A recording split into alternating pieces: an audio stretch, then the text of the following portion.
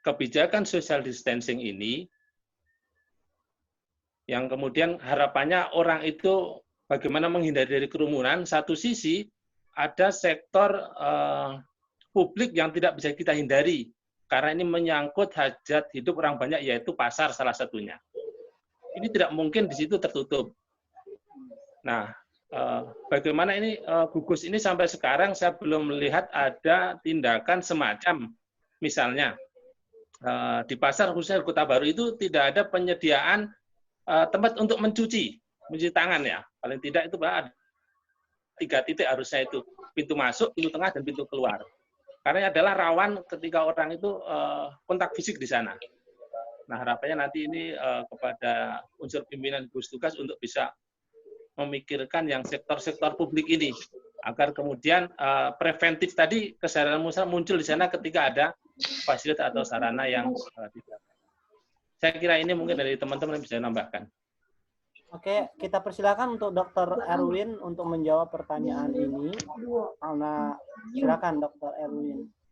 Dr. Erwin. Nggak tahu, mau dengar aja. Silakan Dr. Erwin. Halo. Halo, assalamualaikum. Salam. Halo, assalamualaikum. Salam. Silakan. Jadi begini. Pada dasarnya untuk pencegahan COVID-19 ini adalah kita prinsipnya non kontak atau pada istilahnya mungkin namanya social distancing.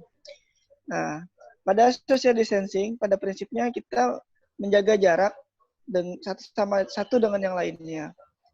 Bagaimana dengan kondisi di pasar, di tempat umum, kemudian di tempat lainnya seperti musola dan segala macam.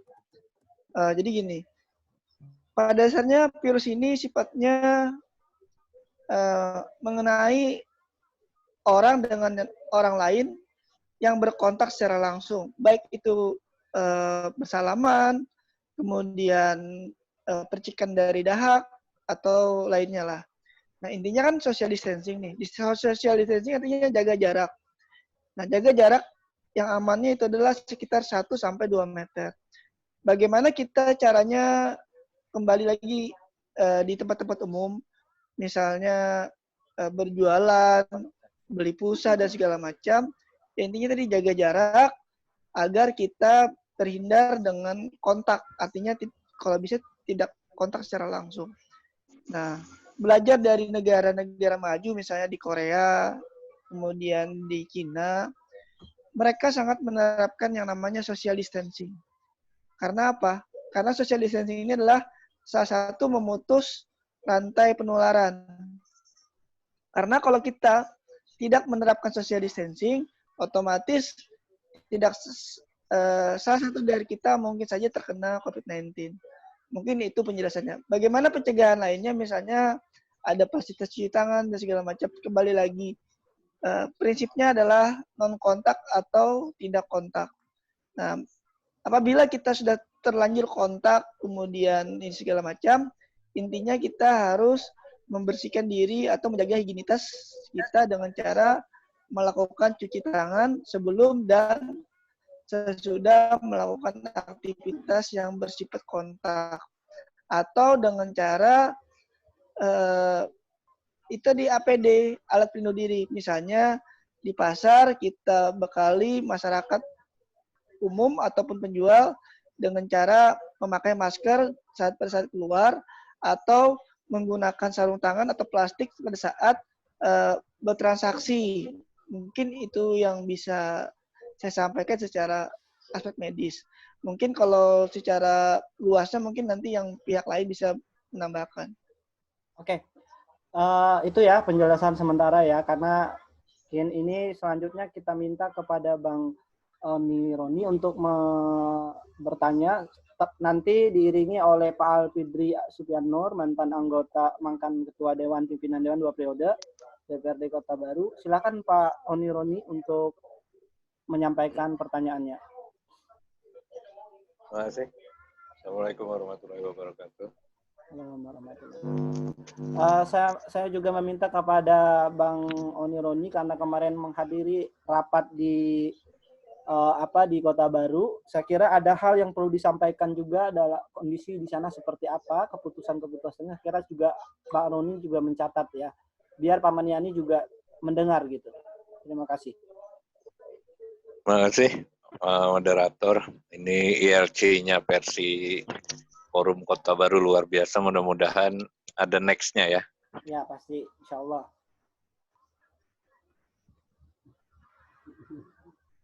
Silakan. Sorry Mas ya, sorry. Oke, silakan.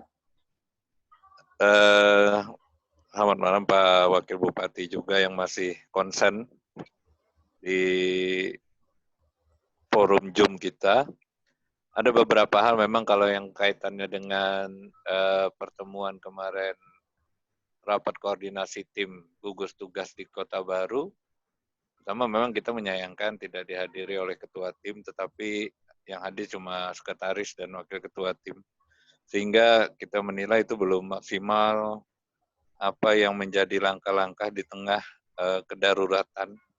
Kalau saya tadi menyebutnya di dalam biodata di Zoom ini adalah wabah ini adalah extraordinary ya istilahnya itu, kejadian yang luar biasa, jadi penanganannya juga harus luar biasa.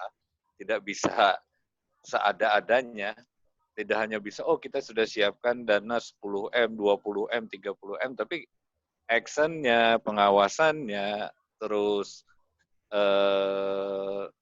koordinasinya bagaimana, kalau itu ada yang satu sisi bagus, tapi satu sisi yang masih lemah, sia-sialah, semuanya akan sia-sia. Seperti apa yang dipaparkan tadi Pak Maniani sebagai wakil ketua anggota DPR di provinsi, dan juga Pak Burhan, Wakil Bupati, juga Dr. Aswin dari ID. Nah, terlepas dari itu semua, yang paling kalau masalah medis kan kita sudah hafal semua tentang sosial dan basic distancing. Kemudian juga alkes-alkesnya atau sarana kesehatan sudah diakomodir di APBD melalui Dinas Kesehatan, Rumah Sakit, dan juga di backup oleh ID, walaupun ID akhirnya jalan sendiri, kasihan. Maaf ya Pak Aswin ya. Yang paling penting itu adalah mengenai dampak sosial dan dampak ekonomi. Ini yang paling vital saat ini yang dihadapi masyarakat, khususnya menengah ke bawah, walaupun pemerintah pusat sudah mulai menggratiskan listrik 450 dan 900 watt yang didiskon 50%. Tapi untuk kita Kabupaten Kota Baru secara ekonomi, kita sangat jauh dari Banjarmasin, sangat jauh dari pusat distributor ekonomi kita seperti Jawa dan Sulawesi. Ini yang perlu diperhatikan oleh pemerintah daerah, karena di sini ada Wakil Bupati, dan juga nanti melalui tim gugus tugas, dampak sosial dan dampak ekonomi. Itu yang kami mohonkan sama sekali segera dilakukan pendataan masyarakat yang kurang mampu, yang harus mendapatkan supply tambahan ekonomi, baik berupa umpamanya bantuan langsung tunai atau sembako, tidak hanya di Pulau Laut Utara, tapi seluruh kabupaten ya, karena terimbas. Tapi memang perlu dipetakan kecamatan mana yang paling parah, itu yang perlu harus disegerakan, diperhatikan, melibatkan camat, kepala desa, lurah, dan RT. Kemudian buat skema bantuan apa yang mesti diberikan. Kemudian juga tadi himbauannya karena ada social dan basic distancing, libatkan Kades dan RT untuk pencegahan, untuk pendataan, dan untuk penyaluran bantuan.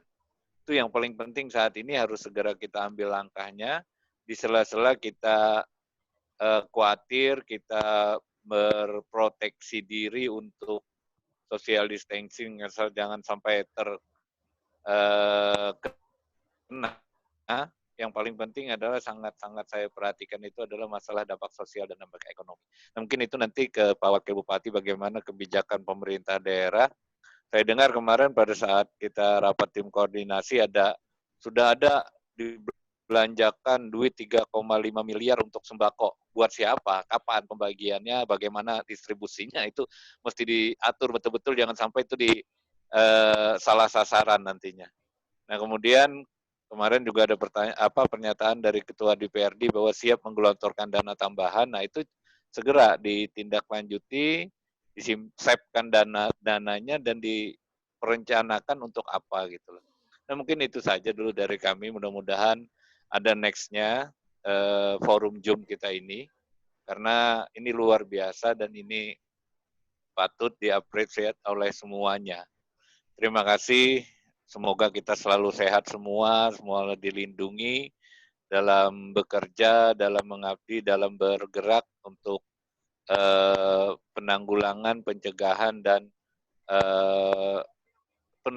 pencegahan COVID-19 ini. Terima kasih. Wassalamualaikum warahmatullahi wabarakatuh. Ya, kami persilakan kepada Kak Yayan untuk menyampaikan pandangannya terhadap COVID ini di Kota Baru khususnya agar didengar oleh para tokoh-tokoh di dalam ruangan ini.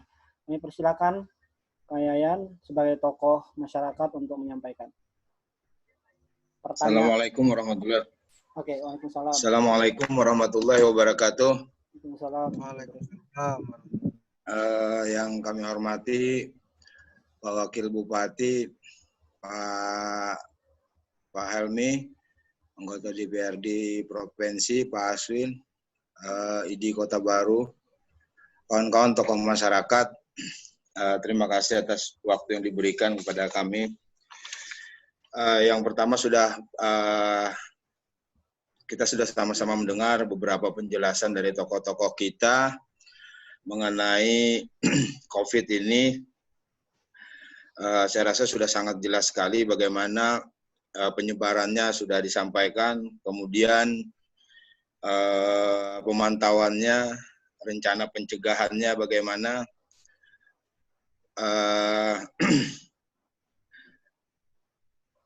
dan apa yang harus kita lakukan, ini yang masih belum jelas.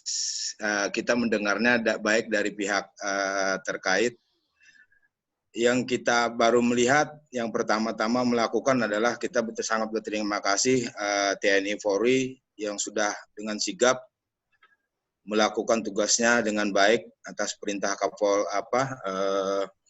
Kapolri yang langsung dijalankan untuk pencegahan dalam lingkup kabupaten wilayah se-Indonesia. Yang pertama yang ingin kami tanyakan adalah kami belum melihat metode-metode apa saja yang rencana akan digelontorkan, akan dilaksanakan oleh pemerintah daerah dalam hal misalnya pencegahan, penangkalan, kemudian pemantauan, penyembuhan, kemudian isolasi. Kemudian dalam hal isolasi yang sudah ODP atau yang DPD, yang PDP, kita mau tahu juga sudah apa saja yang dipersiapkan gitu.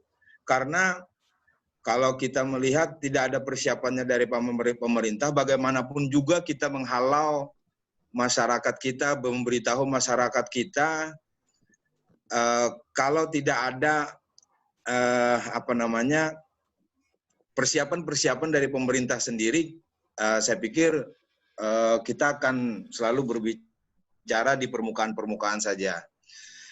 Terkait dengan itu sudah barang tentu ada anggaran. Nah, di anggaran inilah perlu ada forum. Sekali lagi, apa sih sebenarnya yang perlu kita persiapkan?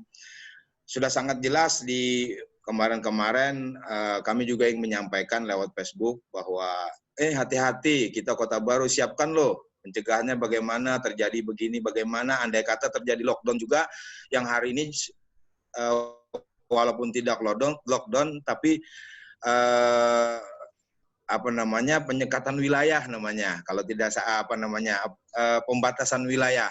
Ya. Nah, sudah barang tentu efeknya ini adalah ekonomi masyarakat. Nah, kalau ekonomi masyarakat seperti apa yang disampaikan oleh Pak Roni tadi, kami sepakat kalau tidak perlu lagi mencari data. Di zaman kami di tahun 2008 itu sudah ada orang miskin di Kota Baru. Ini by name by address, cari datanya di Bapeda. Cari datanya di Bapeda, sudah ada by name by address orang miskin di Kota Baru. Jadi tolonglah para pejabat kita kesampingkan dulu lah urusan politik, mari kita sama-sama kalau ada tadi yang dikatakan Pak Roni ada kurang lebih 3,5 miliar untuk dengan beberapa beberapa banyak paket yang disiapkan oleh pemerintah, itu segera saja kalau perlu ada penunjukan langsung karena tapi asal jangan tadi diembel-embeli oleh politik gitu. Itu yang pertama. Yang kemudian yang selanjutnya kami ingin juga ingin tahu dengan siapa tahu kita bisa menyampaikan nanti ke masyarakat dengan Pak Manyani selaku pemangku salah satu anggota DPRD perwakilan Kabupaten Kota Baru dan Tanah Bumbu. Apa saja sih sebenarnya yang sudah dipersiapkan oleh provinsi untuk Kabupaten Kota Baru bersinergi dengan provinsi mengenai baik itu anggaran karena kami yakin bahwa provinsi tidak punya wilayah, yang punya wilayah itu adalah kabupaten. Nah, sudah barang tentu di sana sudah dibuat pemetaan mengenai pencegahan utamanya dengan pendanaan. Nah, itu. Kemudian dengan Dr. Aswin kalau tidak salah ya Pak Dokter, saya mau tanya sih, Pak Dokter, alat apa saja sih yang sudah kita persiapkan atau yang ingin dibeli atau ya mungkin sudah dalam perjalanan, karena kami juga mendengarkan berita-berita baik itu di ELC-nya Pak Karni Ilyas bahwa sebenarnya rapid test itu tidak alat yang akurat untuk menentukan bahwa seseorang itu kena COVID gitu. Yang ininya adalah kalau tidak salah PCR gitu, PCR yang lebih akurat. Nah, kenapa kita tidak di Kota Baru tidak mempersiapkan itu sehingga apa efeknya nanti dalam hal yang dalam hal kehidupan beragama di masyarakat Kabupaten Kota Baru. Saya sangat miris juga melihat ada beberapa kejadian di lain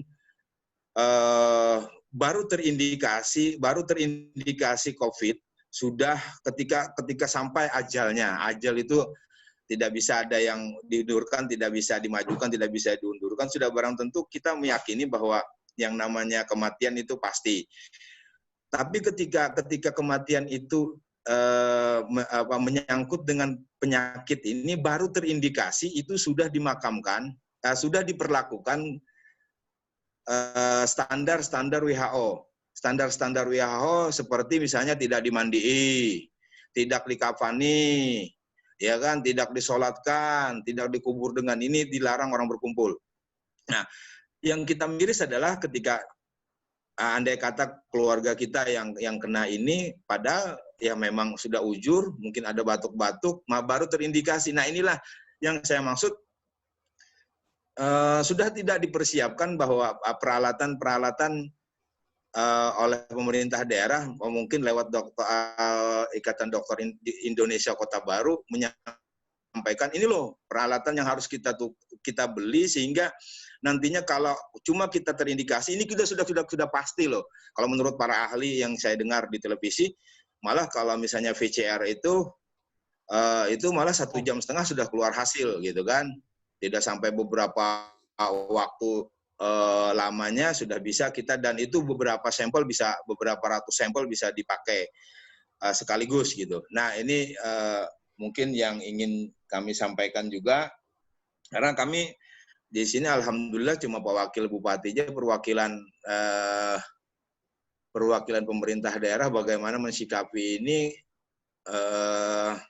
Ya kami berharap juga jangan sampai lagi ada statement dari pemerintah ini dianggap masalah ini dianggap main-main oleh pemerintah daerah,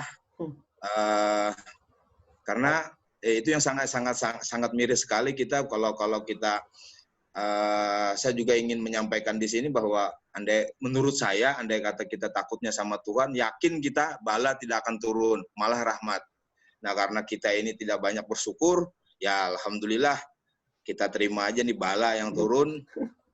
Ini sebagai introspeksi diri kita masing-masing, sudah sejauh mana saya juga dulunya sebagai orang yang di pemerintahan, memperlakukan masyarakatnya. Nah, sekarang kita artinya, tolonglah kita sudah kesampingkan dulu urusan politik sementara ini. Mari kita sama-sama, baik itu perencanaan penganggaran, bagaimana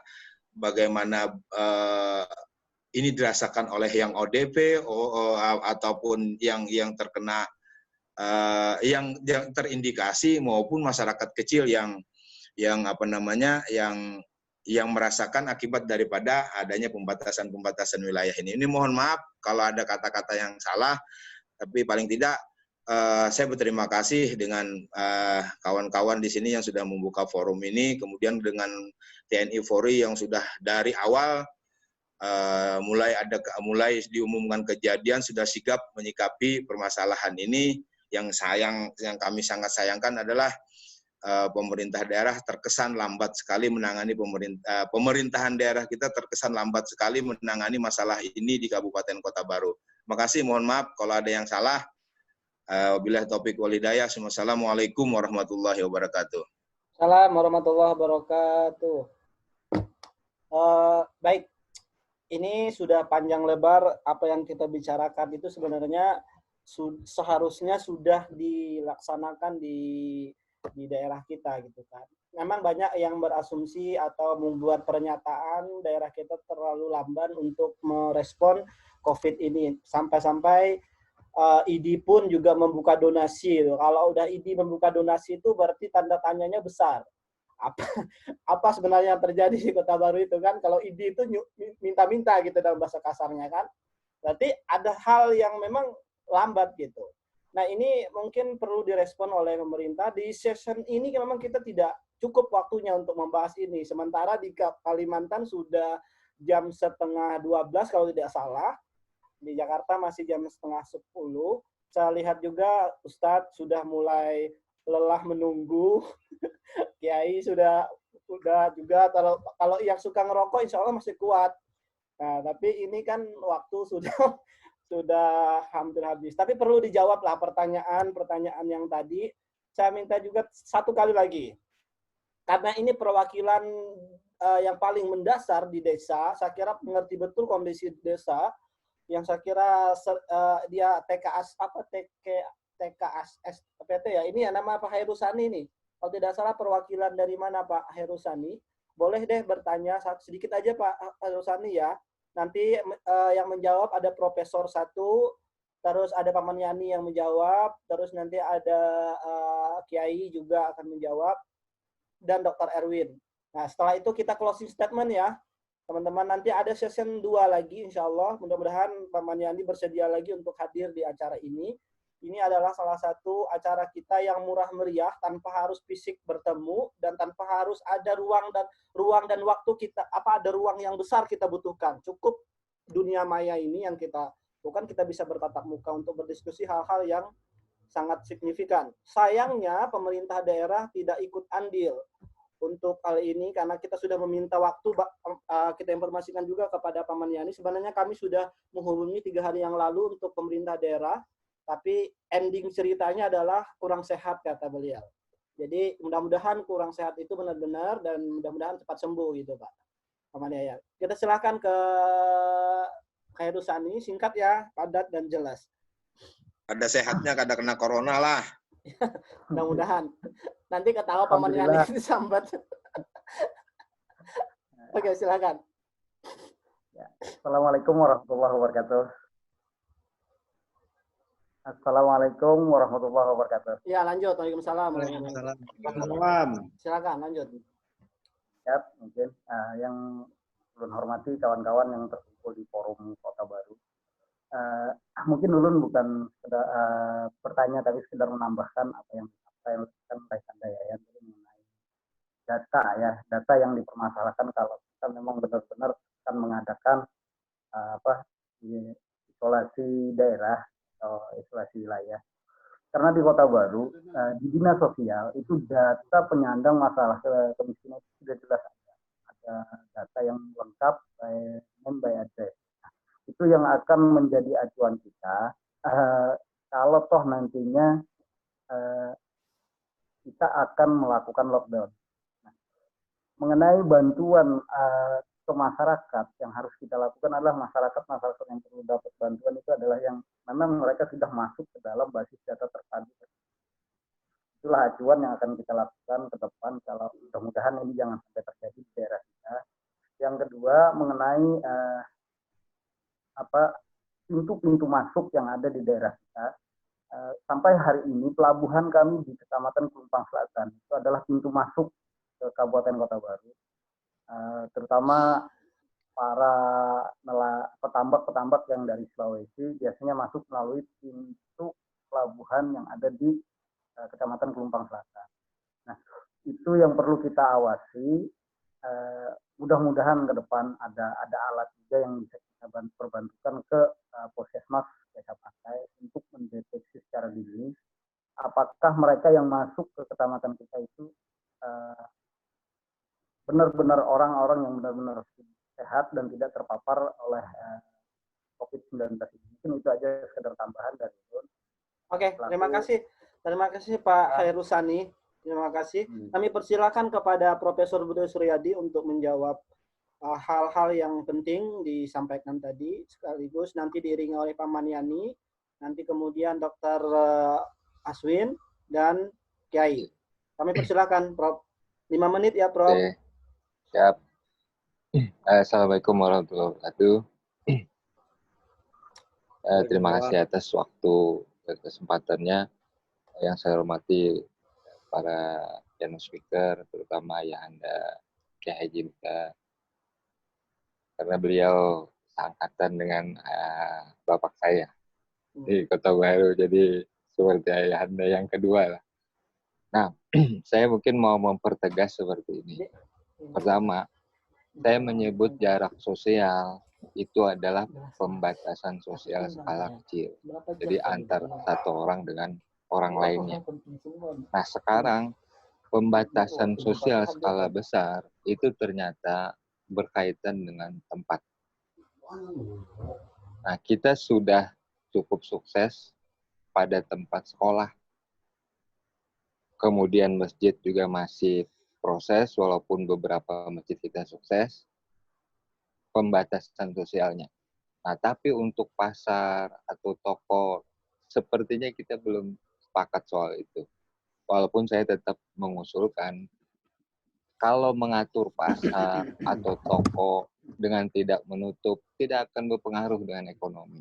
Maksudnya, pasar misalnya dalam seminggu dibuka 2 kali, atau toko hanya boleh buka misalnya dari jam 10 sampai jam 1 siang. Itu menurut saya termasuk nanti mendorong jarak sosial itu tercipta. Karena orang tidak keluyuran. Tetapi juga persoalannya begini. Jika kita memang sepakat bahwa pelabuhan dan bandara tidak ditutup, lalu apa jaminan pelabuhan dan bandara terhadap pembatasan sosial? Karena pelabuhan dan bandara itu termasuk tempat. Karena bukan saja arus barang yang sedang masuk, tetapi arus manusianya. Nah, ini mengapa saya bilang kita bisa menyikapi, minta kepastian. Apa pembatasan sosial yang dilakukan oleh pelabuhan dan bandara? Karena penyemprotan misalnya di setiap penumpang itu bukan jaminan. Karena virus kan ada 2, dia ada di luar, ada di dalam.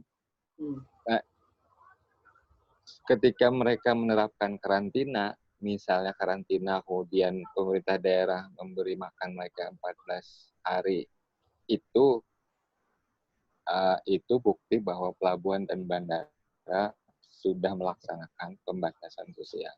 Kita hanya minta itu bahwa kapan tempat selain pasar, sekolah, masjid, seperti pelabuhan bandara itu melakukan pembatasan sosial.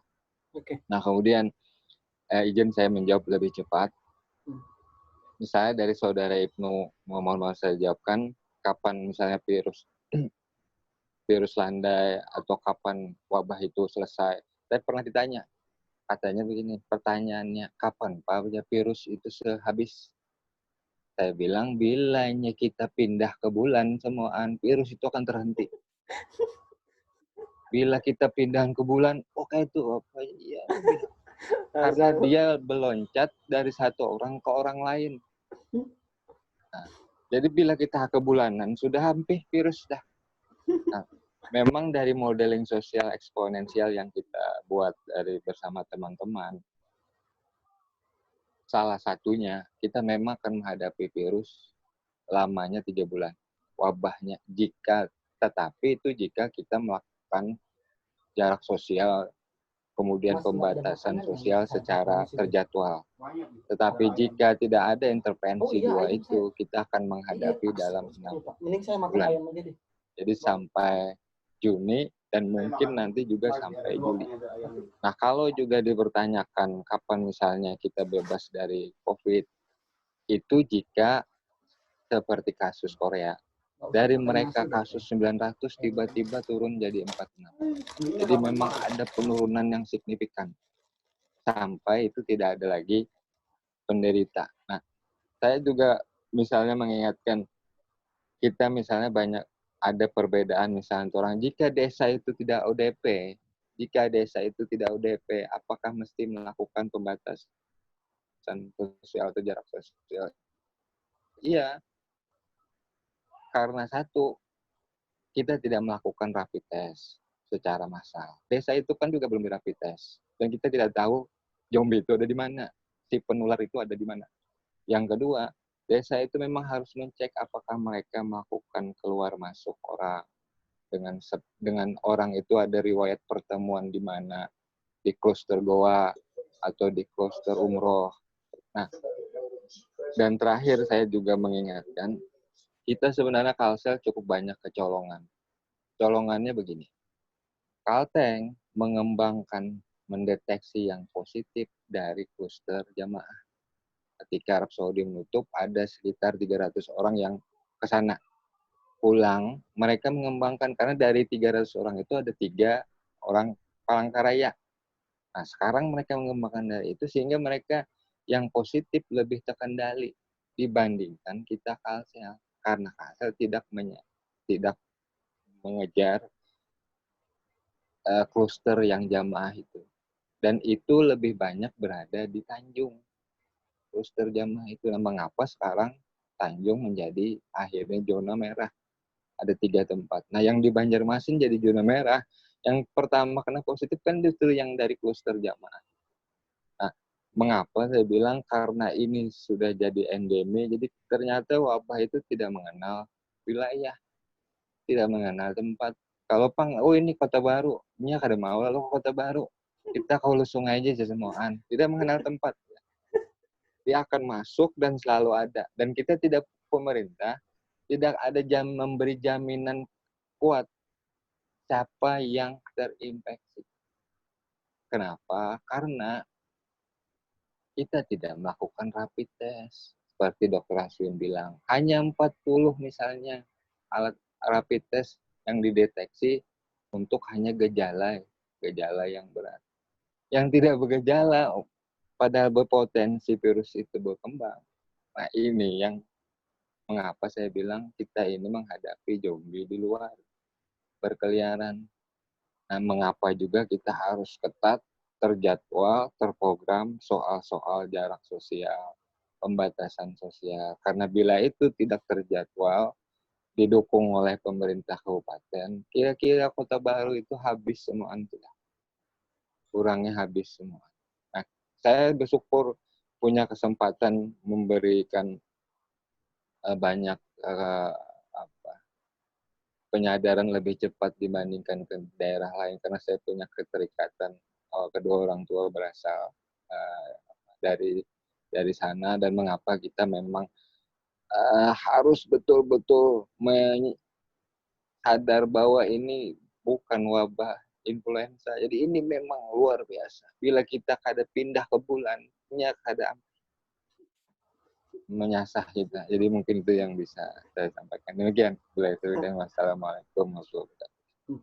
Izin izin Prof untuk tetap stay di sini Prof ya, karena nanti ada closing statement.